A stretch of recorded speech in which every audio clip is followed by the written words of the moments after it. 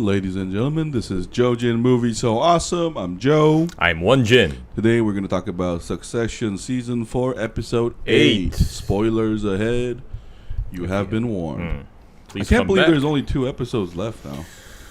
Yeah, and it just feels so far away from Logan's death now. It's come a long way. I even like the sneaky title, America Decides. There's always a double entendre, you know. We have 3 powerful people deciding the fate of the Republic. And, you know, I gotta say, though, what I loved about it is it all made sense. I think we had 3 seasons plus 7 episodes building up to this moment. Because we sort of know Kendall and Roman and Shiv's M.O., so to speak, modus operandi. And, you know, I think Roman shined this scene because he's really good at deal making. He's shown this capability with Lucas in the previous season. Not just Lucas, but also with, you know, that Middle East money. Oh, that's right. He figured out that it was a bad deal. He knows a deal when a deal is good and bad. I think Roman, he's so cynical that he's good at situations where you get rid of every redundancy. And he's really good at going to the core of the issue. The problem is, unlike his father, he doesn't filter any of it. Because Logan pretends that you know, he cares maybe a little, and, you know, the whole Politburo, as Jerry puts it, knows that it's bullshit, but they have to play along. And he's really good at that theatric thing to cover up the actual intent. But Roman, like, at his best, is just brutal. And, you know, the scariest thing of this episode for me was that I think this was the least subtle episode in the fact that at the end, they say Kendall talks to his driver as, like, Logan would talk to his Colin. Like, some people just can't make a deal. It goes to show that... I forgot his name. What was it? Fikret. Oh, okay. Oh, yeah, he's not that driver. He's assistant, one of the 2 assistants. He has Fikret and... Jess. But here, it was a deeply cynical comment because it just shows that he actually didn't give a fuck. Like, if Shiv could have gotten the deal... Okay, so we win, but the Republic wins too.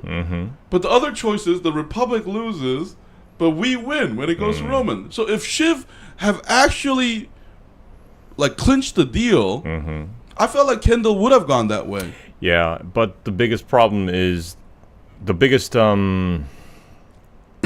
mistake that Shiv made was, like, basically operating under the radar of Roman and Kendall without their knowledge. And it's, even in the best of light, it still looks like she was plotting against them.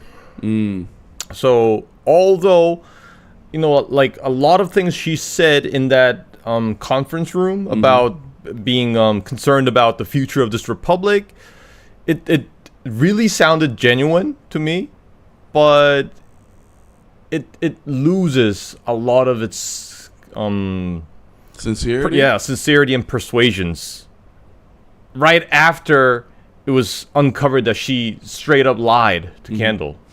So that's a little tragedy in this episode, I guess. I thought that scene was done well because, you know, it's easy for us to judge Shiv as a hypocrite. But we've also seen the abuse that she gotten, like, from the family. But she has consistently shown more left, like, so-called left-leaning politics before. During the Pierce deal, even during season 3 when they were trying to decide who ATN would back, she was very strongly for Jimenez, not the other guy. So, and I think it's not just because she was leaning a little bit towards the left, but it's also because the conservative the runner, he's not right. I think he's like far right, ultra right, ultra right, because they even call him a fascist. So that's what's concerning. But in Shiv's defense, though, like, I did feel like her scene with Tom was heartbreaking again, because I think Shiv Shiv is somebody who's been taught to lie her entire life, trying to be honest, but failing to do so. You know? Yeah. Because it was like the opposite dynamic from the last fight Tom and Shiv had. Because this time, Tom seemed like the guy on the upper hand. Because when she said she was pregnant and he didn't even believe that, that just, because we've seen Shiv alone. Remember how, like, I forget who said this, but this is all play acting and a real. When Roman was talking to Jerry, he was like, that's our reputation, not the real us. Like, there is a real us, but we do get, like, as the audience, we do get to see these characters in solo time. Yeah. Remember, like, no one besides Colin and us saw Logan have that conversation at the diner. That's true. But we seen Shiv in, like, little scenes alone. Having that phone call. And we can clearly see that she's taken all the weight on her own. Yeah. The agony.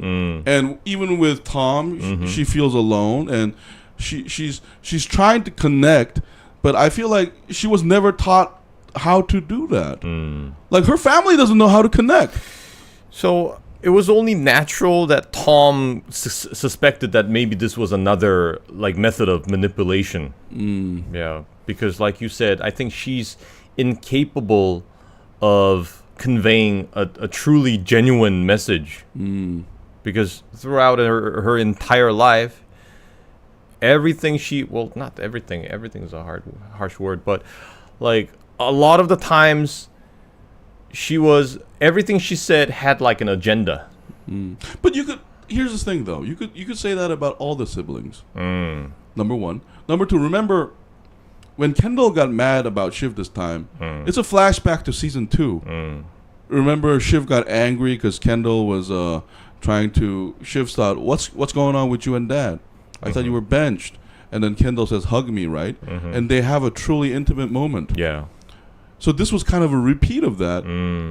Except, I kind of understand, it's easy to criticize Shiv, but I also felt like Kendall and Roman were not being that honest with each other, too. Yeah. Kendall was honest in the fact that he straight out told Shiv that I'm worried because Roman has that connection with the possible next president, and he has a huge leverage over me. We're co-CEOs, and he was being really honest with Shiv. But here's the thing, though. He was also using that honesty to manipulate Shiv. That's true. He was trying to make her side with him so that their alliance balances that out. So, Shiv may seem like, okay, because she had some straight up bad, mean moments. That's why we don't like her. But Kendall is using honesty to his political advantage, too. Which is surprisingly very Logan-like. Because remember, Logan did that all the time. All the time, all the time. Yeah. To bend people to his will. Yeah. He spoke truth at convenient moments.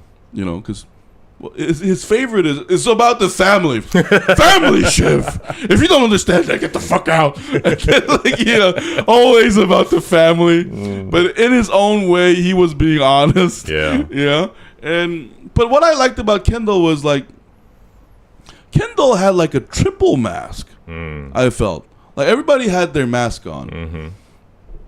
Maybe except Roman. He doesn't have a mask. That's his problem. You could argue. But I felt like Kendall at the end telling Fouquet that no one can cut a deal. It's like he didn't care at the end. As long as, the deal was there to protect us from, reverse Viking Lucas. And then Good of the Republic was secondary. And he was just straight up, like, dry about it.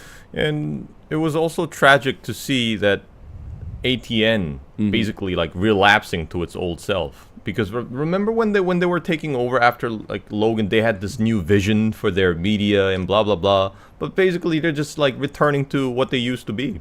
Yeah, I mean, but it's also a commentary on, like, how situation molds people too. You think you're gonna change something. You think, because the kids, remember, like, this is episode 8 and episode 3. Those guys were hugging each other at the airport, and then there were this amazing, beautiful bond. Because it gave us, like, season 3 ending, like, vibe. They're grieving together. Yeah. They're all there for each other. Yeah, but it turns out that no, like and I think Kendall started this. As soon as he threatened Hugo, I felt like Kendall is like the biggest. I mean, I think this all started from Kendall's intention of sinking the deal.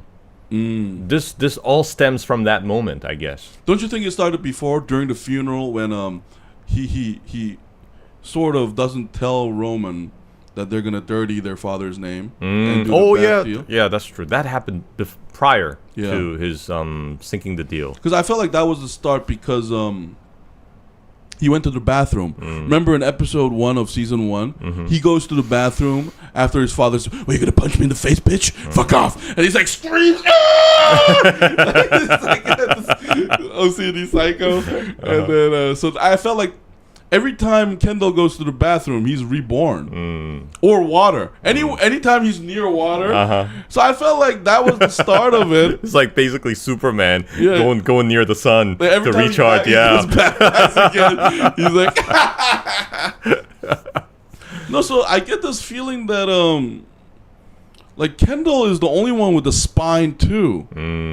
Like, even like he was so much like his father in that during the car he talks to Rava and he wants to see the kids. I was like, man, that was such an afterthought for you, wasn't it? Yeah.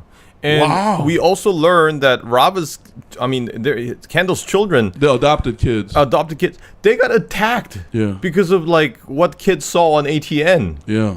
And yet he still decides to take that route. Doesn't care. But you got to remember, Logan was a guy willing to take piss on his face to spout his poison, as Uncle Ewan would put it. So he gave zero fucks.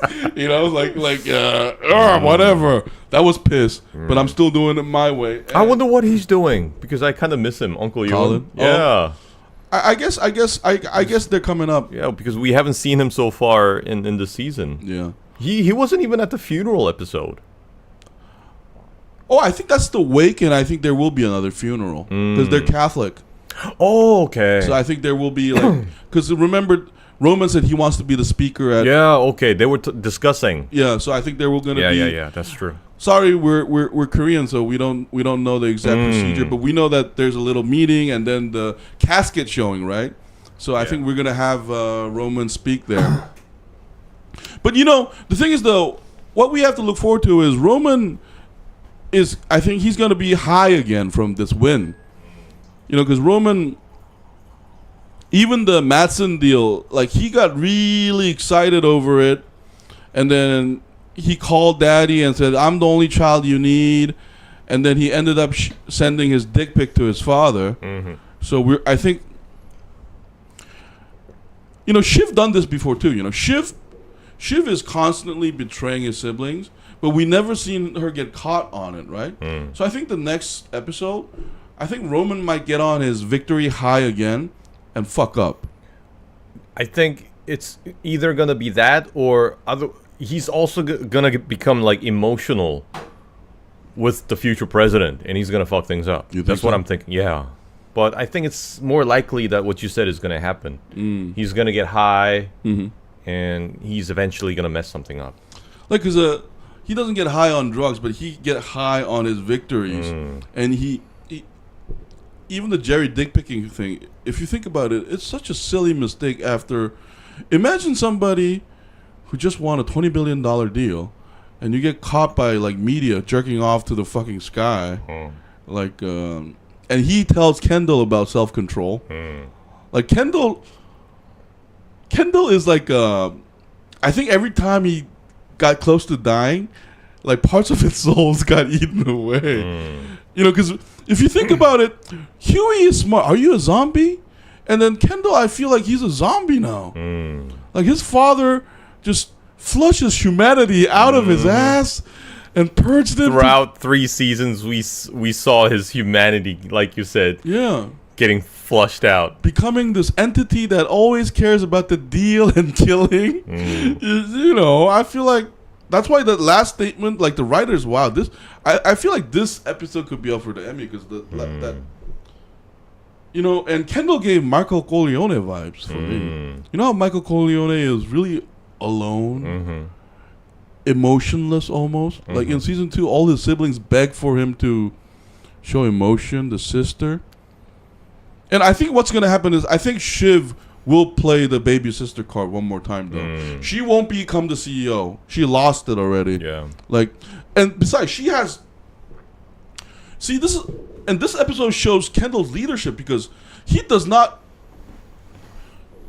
Remember when Tom was insulting Shiv? Yeah, he steps right in. You see him unhinged, and she's like, "Shut the fuck up."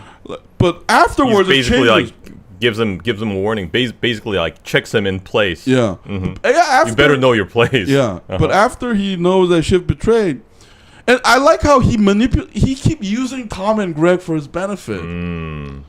And I bet my bottom dollar that it could have been Kendall's people that leaked that Tom was behind the decision right away. You know how smart that is. So they make him announce Magazine, and as soon as that story appeared, like in Google, 30 minutes later, it was AT's Like Tom Wamsgans that made the decision. Nowhere does it says the Roy children. So they're already like prepared for the worst case scenario. Like if we have to feed them somebody, let's feed Tom. Because he's a no. Burn him at the stake, and we'll be fine. Yeah, and besides, like, can I be really cynical? Now that Shiv is out of the game, Tom he isn't even family if he gets divorced. That's true. So if and besides, Kendall is no longer in threat of going to jail. Tom used that used to use that to Logan, right? So here Kendall has no reason to protect Tom. He can just throw both him and Sid away and appoint somebody new. That's true. And Greg will reign supreme. I love Greg's struggle in this episode. It's like he doesn't want to go back to coffee. that was pretty hilarious. Can I say something? Kendall becomes chairman of the entire group, but Greg becomes global chairman of ATN. I knew Greg was gonna end up somewhere high in the ladder ever since the first season, because I knew he was like a cockroach. But if you think about it, it makes sense for Greg to knife Tom now. Because remember, like you said, if Tom and Shiv go through a divorce, Tom is no longer family, but Greg is. Yeah. Yeah. No matter how badly like Tom ridicules Greg and abuses him, he's a Roy. And let's be honest, like Kendall was the only one who never insulted. Okay, he did insult him in the birthday party once, but see this episode, Shiv threatened Greg without any Logan Roy was good at this. He's like plata or plomo basically. Logan Roy basically said, you can die or take this wonderful silver and get a job. But Shiv's problem is she never dangles any carrot. Yeah, it's like basically all up, like straight up threat. That was a death threat, by the way. No, and Greg straight up asked like golden. No, but like the thing is though, that was so stupid of Shiv. Is like, because I didn't understand her threat, because as soon as I heard it, I was like, but you're not a CEO. Yeah. You don't actually have power. Yeah, and then 10 minutes later, she basically gets ousted by her own siblings. Yeah. And, Tom said information is like fine wine, and Greg smashes him and gives him a Judas smile. No, so but the thing is, though, I think Roman and Shiv in general are really bad at using the assets around him. Let's look at Kendall. That's a good point. Kendall already asked Frank, who represents the old guard basically, because I think Frank has enough seniority to... And he can basically whip the senior management. Yeah, that's a good expression. Because Carl is going to come with Frank, and Jerry, I think if given enough consideration, because Kendall can throw her a bone. Roman is out. Roman is out. You will get your golden parachute. Just stay here 5 more years, even more salary, and 100 million. Then if I was Jerry, I could change my mind. Yeah. I don't have to see Roman's face. But Kendall can promise that because he already promised Frank that. And the problem with the Roy children, besides Kendall, is they're really bad at reading people. And we thought Kendall was bad. I mean, Roman is good until he gets up on his high horse and he gets like really, really horny for some reason. But Kendall, see, that's one old guard. He already pitched the old guard idea, be my ballast. That's basically saying your jobs are going to be safe for the next 5 years. And then now we have Greg. Hey, favorite cousin.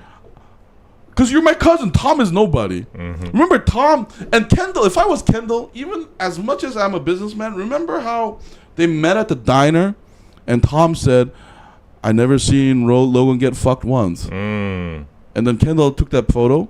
If I was a Machiavellian, Kendall, I would use Tom to the fullest and then abandon him.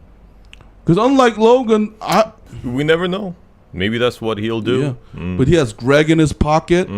And even in this meeting, Roman looked at Kendall for affirmation. I think Roman's problem is he always needs some kind of authority figure. I think it's something with his insecurity. Yeah.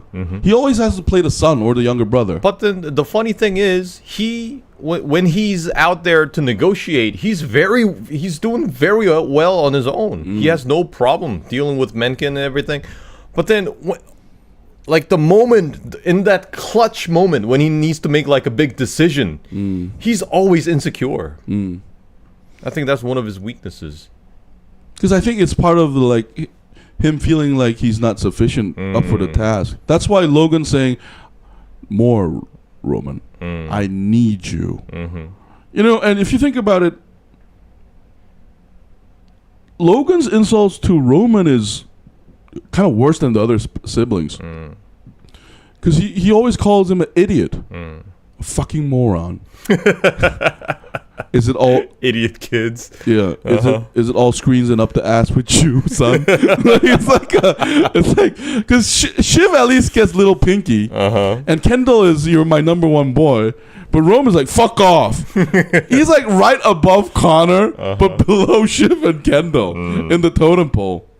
Because like Kendall at least gets some praise, number one boy, good job. And think about it. Remember in season 2 when they gutted Walter? As soon as Kendall is back in the pack, Roman is out. That's true. So there are hints that Logan clearly favored Kendall.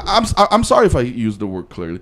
It seemed like he does favor Kendall. And remember, who's that pure CEO that betrayed the owner and what's her name? I forgot her name. Yeah. Rhea Jarrell. Okay. Rhea. Yeah. Played by Holy, the famous actor. We love you in the 90s and 2000 movies. But she was Kendall has all the cards but doesn't know how to make a move. Shiv thinks she's smarter than she is. Roman has potential but not anywhere near time now. So she said something very that was very astute. Yeah, very astute. And I think we're seeing that like those talents show in real time. Now, I think as viewers, our only concern will be, will Kendall self-destruct again, though? Will he pull this through? Yeah. Or is he going to self-destruct, like you say? Yeah. But we saw so far, especially when he was announcing Living Plus, we saw him going under pressure, going through that stress test again. But this time, he made it out alive and quite successful. And the kids got jealous right away, the siblings. And I don't know, though. We'll see in the next episode. I think all the key players will come into play again because they're going to meet their mother again. And like you said, I think Uncle Ewan will come. And, Greggy will be there. And I don't know, Roman... Oh, I also love the scene where like Greg is going to tell the team to announce to call for Mencken, and he meets Jess on the way, and he tells her what's gonna happen, and like the look she has on her face. No, she represents golden. Jessie represents us. Yeah, basically, because she's kind of the common people. Yeah, basically the normal people's idea of what's going on, and. Basically, I love how she's always acting with her eyes. Basically, like, the look she gave Greg is like, are you fucking serious? Yeah. Is that really fucking happening? I think she kind of became a fan favorite since around season 2. And then the creators are using her really well to convey our feelings. And because, if you think about it, though, Greg is also us. But if you think about it, he's been corrupted by the Roy family. His vicinity to them... Because he also, like, he also makes meta comments. He's like, Atiendo, they're racist. And Tom is like, you don't have any values. And then he does speak his concern, except I think the power is just too alluring for him to care. Yeah. And even in, I think, was it the last episode, when he even makes a threat, he also speaks his mind like us. Am I a bad person? Fuck that. Do this. Yeah. Get this done. Yeah.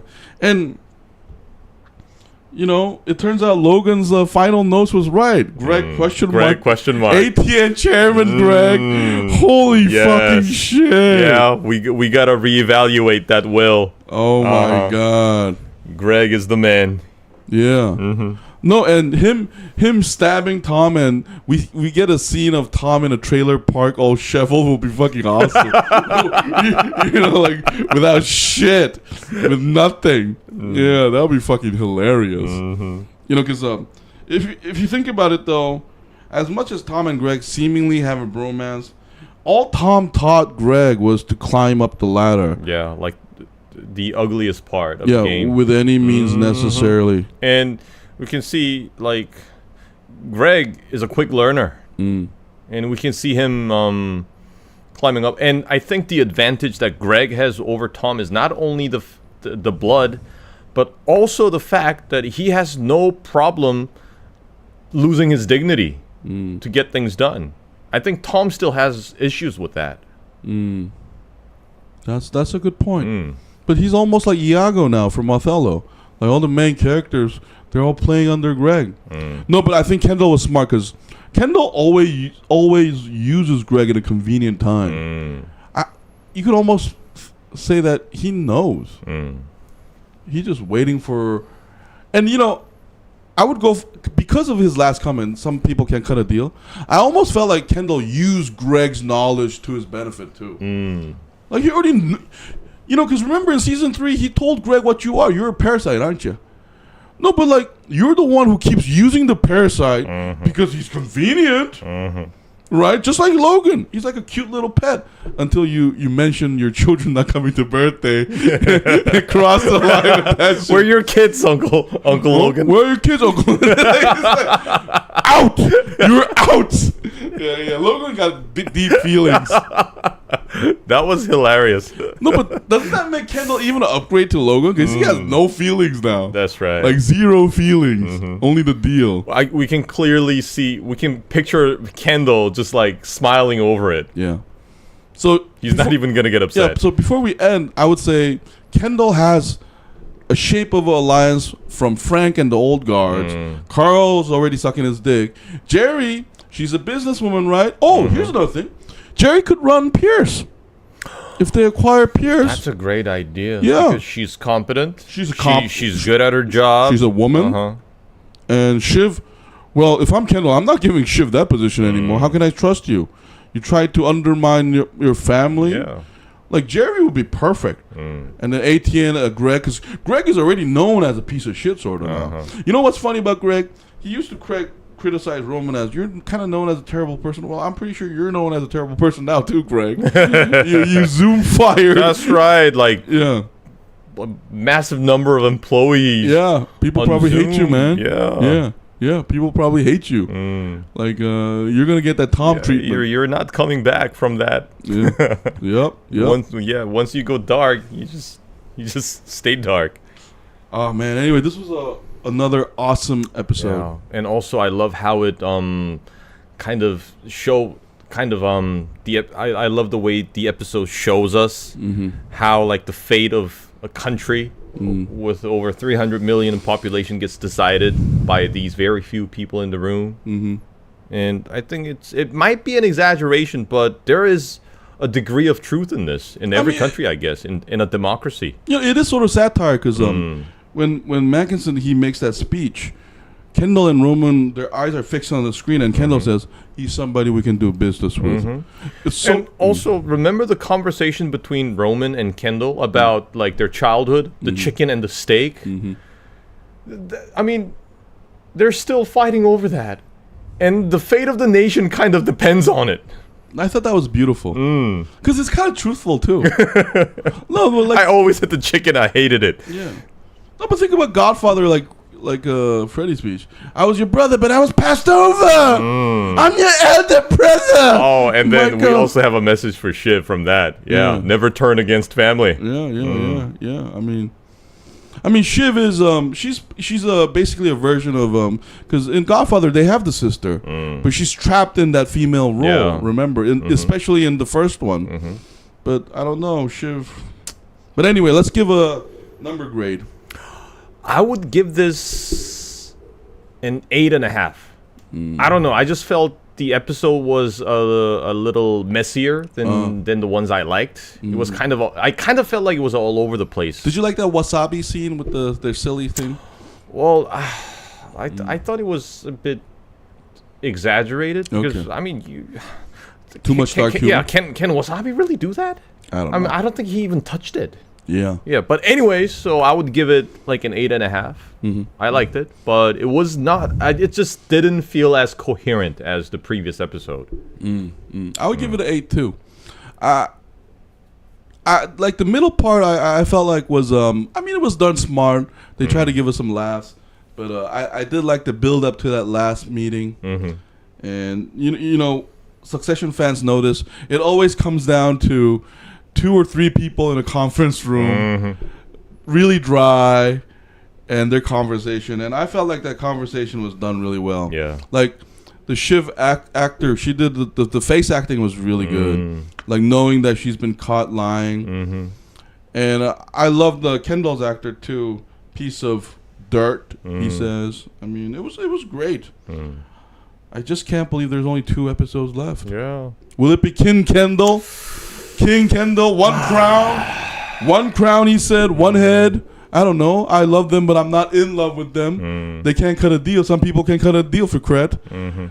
King Kendall returns. 1 head, 1 crown. With Stewie Husini on his back. Oh, shit, I miss Stewie. He was the best thing in season 1. Yeah. We can't get enough of Stewie Husini. But anyway, thank you so much for tuning in, guys. That's our thoughts and number grade on episode 8. We're going to be back in around 5 to 10 minutes to talk about take a quick Barry. break. We'll be right back. Season 4, episode 6. Thank you so much for tuning in. This has been Jojin So Awesome. I was Joe. I was One Jin. We'll see you soon. See you soon. Bye. Oh, shit, there's 2 people watching.